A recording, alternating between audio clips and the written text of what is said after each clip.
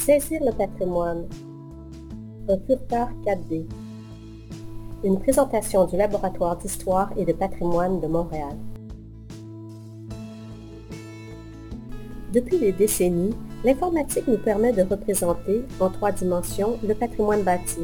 Nous avons tous eu l'occasion de voir l'une de ces séquences animées nous permettant de visualiser les différentes façades d'un bâtiment ancien. Ces techniques de représentation sont maintenant révolues. D'une part, la personne qui désire se renseigner sur des éléments du patrimoine bâti n'est plus confinée dans le rôle du spectateur. Elle a la possibilité d'interagir avec un environnement numérique. D'autre part, le bâtiment patrimonial n'est plus traité comme une entité immuable, figée à une époque donnée. Au-delà de la 3D, nous avons désormais accès à la 4e dimension, le temps. Voici le tout premier prototype de furteur 4D développé par le Laboratoire d'Histoire et de Patrimoine de Montréal. Il vous permet d'enrichir vos connaissances de façon active. Vous pouvez manipuler à votre guise les maquettes numériques dans l'espace 3D et interroger l'environnement numérique en fonction de ce qui suscite votre intérêt. Ce furteur 4D vous permet de vous renseigner sur l'évolution de l'usine Raymond, un complexe industriel dans le domaine agroalimentaire situé sur la rue Planey dans le quartier Centre-Sud à Montréal. Au fil des époques, ce complexe a évolué de façon marquée. Du début du 20e siècle jusqu'aux années 50, il y a eu ajout successif de bâtiments, suivi de l'abandon de la vocation industrielle au cours des années 1970.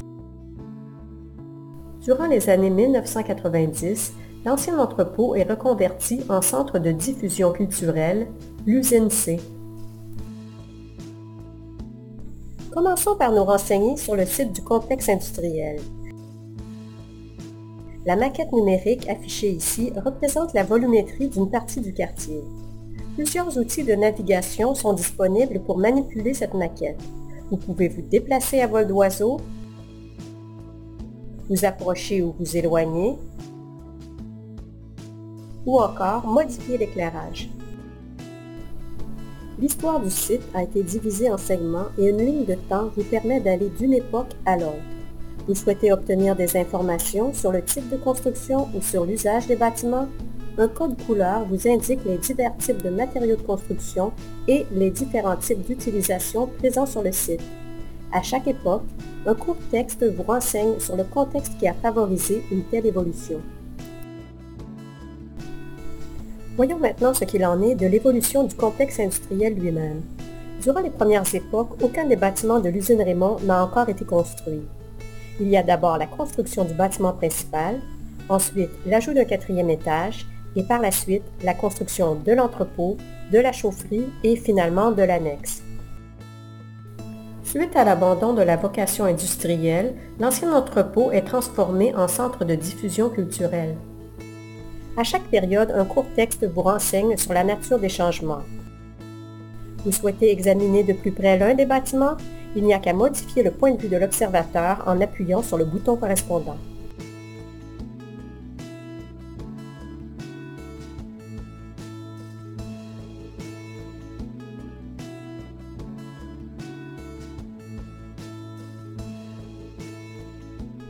Il serait maintenant intéressant de voir des photos du site afin de mieux apprécier la texture des matériaux et l'ambiance des lieux.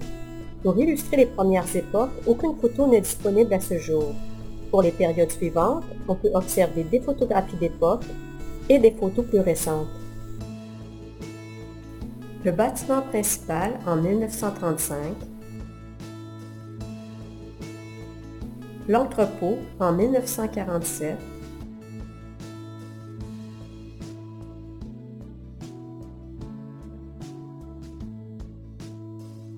l'annexe en 1956,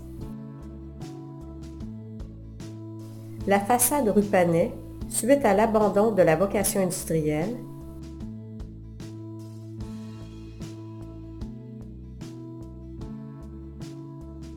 la façade de l'annexe rue Lalonde,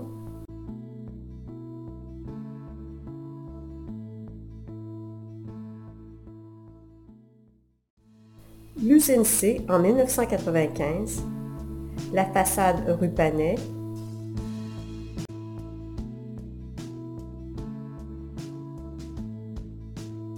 le coin Panay-Lalonde, l'entrée principale de l'usine C.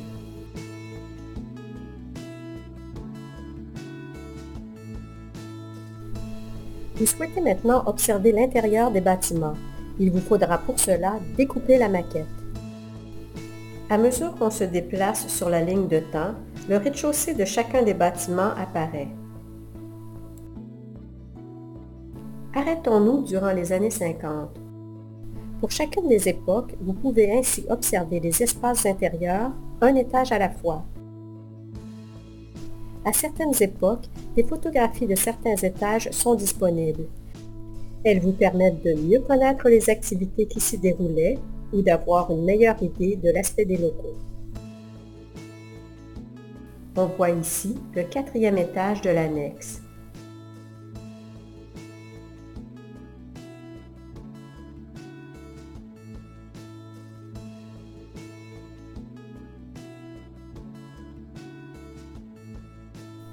Poursuivons notre déplacement dans le temps et voyons l'apparence des lieux en 1995.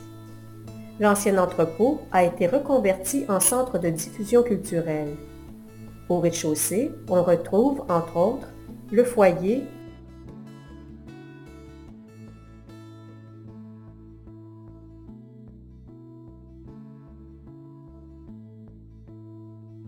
et le hall d'entrée.